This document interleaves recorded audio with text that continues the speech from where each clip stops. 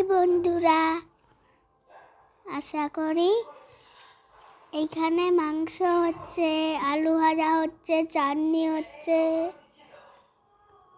ভাত হচ্ছে, মাংস হচ্ছে, ঝোল হচ্ছে।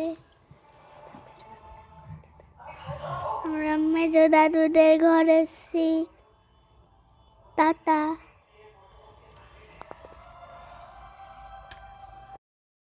ভিডিওটা ভালো লাগলে সাবস্ক্রাইব করো, লাইক করো।